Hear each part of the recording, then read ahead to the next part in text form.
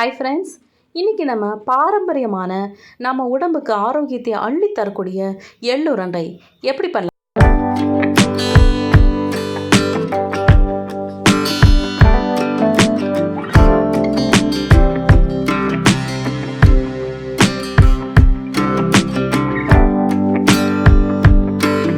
இதுக்கு முதல்ல ஒரு அகலமான பாத்திரத்தில் கருப்பு எள்ளு 1/4 கிலோ எடுத்துக்கலாம்.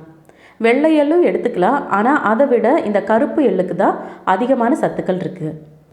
கருப்பு எள்ளு யூஸ் பண்ணுறதுக்கு முன்னாடி அந்த கருப்பு எள்ளை ஒரு 3 டைமாவது தண்ணீரால் நல்லா கழுவி சுத்தம் பண்ணியிருக்கணும்.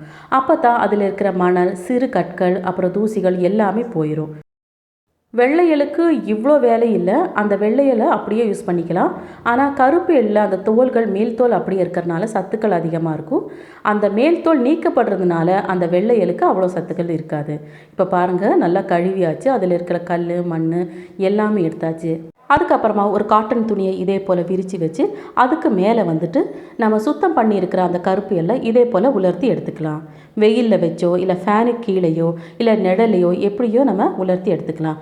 3 மணி நேரத்திலேயே அந்த கருப்பு எள்ளு எல்லாமே நல்லாவே காஞ்சிருக்கும். இப்போ 3 மணி நேரம் ஆயாச்சு.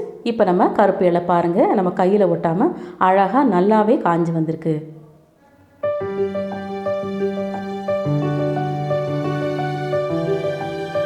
இப்போ இந்த உலர்த்தி எடுத்த கருப்பு எள்ளை ஒரு கடாயில் மீடியம் ஃப்ளேம்லேயே நல்லா சிவக்க வறுத்து எடுத்துக்கலாம். அந்த கருப்பு எள்ளு நல்லா வறுபட அந்த எள்ளிலேருந்து நல்ல நறுமணம் வரும். அதுக்கப்புறமா இதே போல் மிக்சியில் நல்லா பொடி பண்ணி எடுத்துக்கலாம். கருப்பு எள்ளை நம்ம பொடி பண்ணும்போது இதே போல் லைட்டாக எண்ணெய் பசு அதில் இருக்கும். அதுக்கப்புறமா ஒரு 100 கிராம் பொட்டுக்கடலை எடுத்துக்கோங்க. பொட்டுக்கடலை இல்லைன்னா நிலக்கடலை எடுத்துக்கோங்க. இந்த பொட்டுக்கடலையும் நல்லா பொடி பண்ணி எடுத்துக்கோங்க. பொடி பண்ணும்போது ஒரு 5-6 ஏலக்காய் அதில் போட்டு பவுடர் பண்ணி எடுத்துக்கோங்க. இந்த பவுடரை அந்த கருப்பு எள்ளு கூட நம்ம மிக்ஸ் பண்ணிக்கலாம்.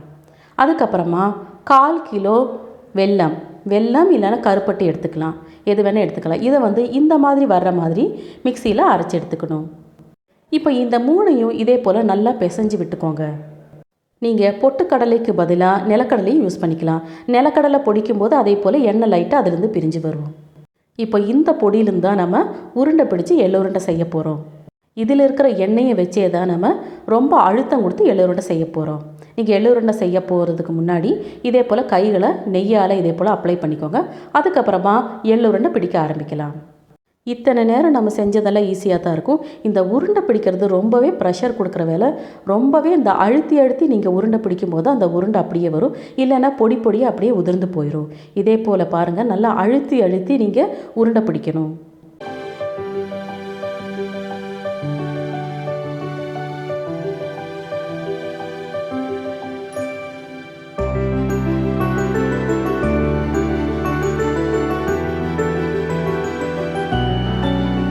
நீங்கள் எள்ளுருண்டை இன்னும் ஷைனிங்காக தெரியறதுக்கு எள்ளுருண்டை செஞ்ச கடைசி ஸ்டேஜில் லைட்டாக நெய்யை இதே போல் அப்ளை பண்ணி லைட்டாக உருட்டி விட்டுக்கோங்க. உங்களுக்கு இதே போல் ஷைனிங்கான ஒரு எள்ளுருண்டை கிடைக்கும்.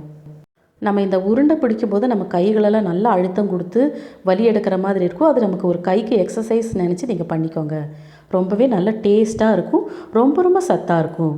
சப்போஸ் உங்களுக்கு உருண்டை பிடிக்க வரலைன்னா ஒரு சின்ன ட்ரிக்கு, நீங்கள் அந்த பவுடர் பண்ணதை லைட்டாக மறுபடியும் சிம்மிலியை வச்சு இதே போல் வறுத்து எடுத்துக்கோங்க.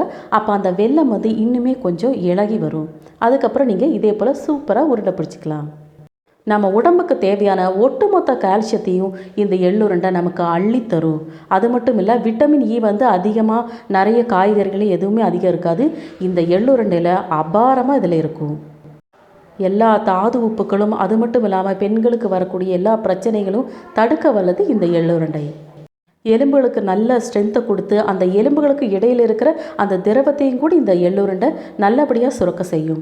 இந்த ஒரு சூப்பரான அற்புதமான சத்துக்களை கொண்ட இந்த ஒரு அருமையான டேஸ்டுடைய எள்ளுருண்டையோட ஒரு சூப்பரான திருக்குறளையும் பார்ப்போமா?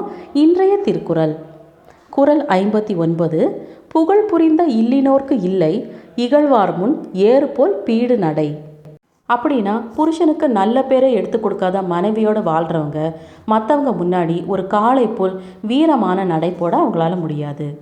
இந்த வீடியோ உங்கள் எல்லாருக்கும் ரொம்பவே பிடிச்சிருக்குன்னு நம்புகிறேன். அண்ட் தேங்க்ஸ் ஃபார் வாட்சிங்.